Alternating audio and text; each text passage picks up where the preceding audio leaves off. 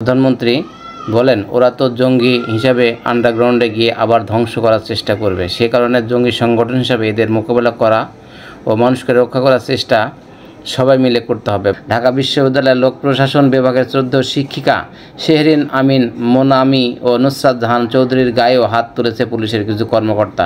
এই ঘৃণ্য হামলার আমরা তীব্র নিন্দা ও প্রতিবাদ জানাচ্ছি। দৈনিক শিক্ষা তথ্য। বিসমিল্লাহির রহমানির রহিম। আজকে প্রধানমন্ত্রী জননেত্রী শেখ হাসিনা বলেছেন, মানুষকে রক্ষা করার চেষ্টা সবাই মিলে করতে হবে। তিনি বলেছেন ওরা তো তার মানে জামাত শিবির, যাদেরকে আজকে বিশেষভাবে নিষিদ্ধ করেছে, তাদের উদ্দেশ্যে বলেছেন যে ওরা তো জঙ্গি হিসাবে আন্ডারগ্রাউন্ডে গিয়ে আবার ধ্বংস করার চেষ্টা করবে। সেই কারণে জঙ্গি সংগঠন হিসেবে এদের মোকাবেলা করা ও মানুষকে রক্ষা করার চেষ্টা সবাই মিলে করতে হবে। আজ বৃহস্পতিবার 1 আগস্ট রাজধানীর খামারবাড়িতে কেআইবি ইনস্টিটিউট মিলনায়তনে কৃষক লীগ আয়োজিত স্বেচ্ছায় রক্তদান কর্মসূচি ও আলোচনা দোয়া মাহফিল অনুষ্ঠানে কথা তিনি বলেন। প্রধানমন্ত্রী বলেন, ওরা তো জঙ্গি হিসাবে আন্ডারগ্রাউন্ডে গিয়ে আবার ধ্বংস করার চেষ্টা করবে। সে কারণে জঙ্গি সংগঠন হিসাবে এদের মোকাবেলা করা ও মানুষকে রক্ষা করার চেষ্টা সবাই মিলে করতে হবে। বাংলার মাটিতে জঙ্গির ঠাঁই হবে না, সেভাবে আমাদের সবাইকে সজাগ থাকতে হবে। তিনি বলেন,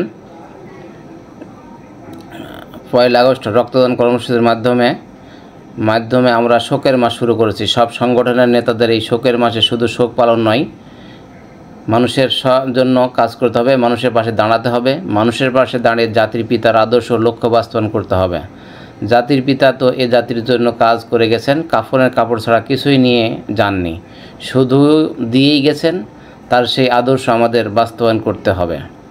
কৃষক লীগের সভাপতি সমীর চন্দ্রের সভাপতিত্বে ও সাধারণ সম্পাদক উম্মুল কুলসুম স্মৃতির সঞ্চালনায় এতে আরও বক্তব্য দেন আওয়ামী লীগের উপদেষ্টা পরিষদের সদস্য অ্যাডভোকেট ইউসুফ হোসেন হুমায়ুন, কৃষি সম্পাদক ফরিদুন নাহার লাইলি প্রমুখ। অনুষ্ঠানে সাম্প্রতিক সময়ে নিহতদের স্মরণে ও 15 আগস্টের শহীদদের স্মরণে দোয়া ও মোনাজাত করা হয়। পরে প্রধানমন্ত্রী রক্তদান কর্মসূচি উদ্বোধন করেন। সুন্দর একটা ঘটনা। আজকে প্রধানমন্ত্রীর সুন্দর একটা মেসেজ দিয়েছেন আমাদের জন্য, আমাদের জানমাল রক্ষার জন্য সবাইকে, মানুষকে রক্ষার জন্য সবাইকে চেষ্টা করতে হবে। সবাই মিলে চেষ্টা করবে ইনশাআল্লাহ। একদিকে প্রধানমন্ত্রী মানুষকে রক্ষার জন্য সবাইকে ঐক্যবদ্ধভাবে কাজ করার আহ্বান জানাচ্ছেন, সর্বাত্মক চেষ্টা করছেন দেশকে রক্ষার জন্য, মানুষকে রক্ষার জন্য, কিন্তু অন্যদিকে আবার আন্দোলনের ডাক দিয়েছে। দেখি আন্দোলনে কি বলেছে তারা। আজকে আবার ছাত্ররা আন্দোলনে ঘোষণা দিয়েছে। এটা আমাদের দেশের জন্য কী বয়ে আনবে সেটা আমরা দেখছি। তবে নতুন কর্মসূচি কী দিয়েছে সে বিষয়ে কালের কণ্ঠ একটি রিপোর্ট করেছে আজকে সন্ধ্যা 6টা 5 মিনিটে। আজকে 1 আগস্ট তারা নতুন কর্মসূচি ঘোষণা করলো, বৈষম্য বিরোধী ছাত্র আন্দোলন। সেই ছাত্র আন্দোলন কী বলেছে বিস্তারিত আমরা এখন দেখব। সেখানে লিখছে, নতুন কর্মসূচি ঘোষণা করেছে বৈষম্য বিরোধী ছাত্র আন্দোলন। প্রার্থনা ও ছাত্র জনতার গণমিছিল নামে কর্মসূচি পালন করবে তারা। বৈষম্য বিরোধী ছাত্র আন্দোলন অন্যতম সমন্বয়ক আব্দুল কাদের স্বাক্ষরিত এক বিজ্ঞপ্তিতে বৃহস্পতিবার আজকে 1 আগস্ট এই কর্মসূচির ঘোষণা দেওয়া হয়। সমন্বয়ক জানিয়েছেন, জাতির এই দুর্দিনে আন্দোলনে অংশ নেওয়ার অপরাধে শহীদ, আহত, পঙ্গু ও গ্রেপ্তার হওয়া সবার স্মরণে আগামীকাল দেশব্যাপী প্রার্থনা ও ছাত্র জনতার গণমিছিল কর্মসূচি ঘোষণা করা হয়েছে। আগামীকাল মানে কালকে শুক্রবার। গণহত্যা ও গণগ্রেপ্তারের প্রতিবাদে এবং শিক্ষার্থীদের 9 দফা দাবি আদায়ের লক্ষ্যে আগামীকাল শুক্রবার মসজিদে জুমার নামাজ শেষে দোয়া, শহীদদের কবর জিয়ারত, মন্দির, গির্জাসহ সব উপাসনালয়ে প্রার্থনা ও জুমার নামাজ শেষে ছাত্র জনতার গণমিছিল অনুষ্ঠিত হবে। আর কি হবে সেটা হচ্ছে যে বাংলাদেশের সব স্তরের নাগরিককে আগামীকালের প্রার্থনা ও ছাত্র জনতার গণমিছিল কর্মসূচিকে স্বতঃস্ফূর্তভাবে অংশগ্রহণের জন্য আহ্বান জানানো হয়েছে। সংবাদ বিজ্ঞপ্তিতে বলা হয়েছে, আমাদের প্রাণের জন্মভূমি আজ এক মহাসংকটকাল অতিক্রম করছে। শিক্ষার্থীদের শান্তিপূর্ণ কর্মসূচিতে আইন শৃঙ্খলা রক্ষা বাহিনী ও সরকারের দলীয় সন্ত্রাসীরা হামলা পরিচালনা করে শান্তিপ্রিয় ছাত্র জনতার রক্তে রাজপথকে রঞ্জিত করছে। কারো পরিচয় শিক্ষার্থী হলে তার ফোন চেক করে অত্যাচার নির্যাতন চালানোর মতো দুঃসাহস দেখিয়েছে। শিক্ষা জাতির মেরুদণ্ড, অথচ আজ ছাত্র হওয়া যেন অপরাধ হয়ে দাঁড়িয়েছে। মানুষ গড়ায় কারিগর শিক্ষক সমাজও রক্ষা পাচ্ছে না তাদের নির্যাতনের হাত থেকে।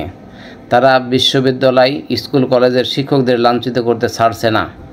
শিক্ষার্থী ও ছাত্র আন্দোলনের সমর্থনকারী ছাত্র জনতা কাউকে পেলে গ্রেপ্তার ও এর মাধ্যমে নির্যাতন চালানো হচ্ছে।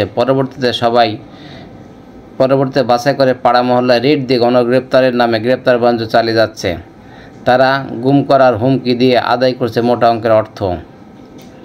বিজ্ঞপ্তিতে আরও বলা হয়েছে, বরিশাল বিশ্ববিদ্যালয়ের 6 জন সমন্বয়ক সহ অসংখ্য ছাত্র জনতাকে গতকাল গ্রেপ্তার করা হয়েছে। আজ কেন্দ্রীয় 6 সমন্বয়ককে ডিবি কার্যালয় থেকে ছেড়ে দিলেও এখনও ডাকসুর সাবেক সমাজ সেবা সম্পাদক আক্তার হোসেন, সমন্বয়ক আরিফ হোসেন সহ অসংখ্য ছাত্র জনতাকে কারাগার ও রিমান্ডে নির্যাতন করছে। জুলুম নির্যাতনের নিষ্পেষিত ছাত্র জনতা মুক্তির প্রহর গুনছে। অসংখ্য ছাত্র জনতা হাসপাতালের বেডে কাতরাচ্ছে চিরতরে পঙ্গু হয়ে যাওয়ার আশঙ্কা নিয়ে।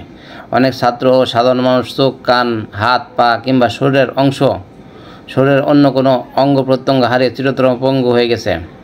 আজ ছাত্র সমাজ ঘরে শান্তিতে ঘুমাতে পারছে না।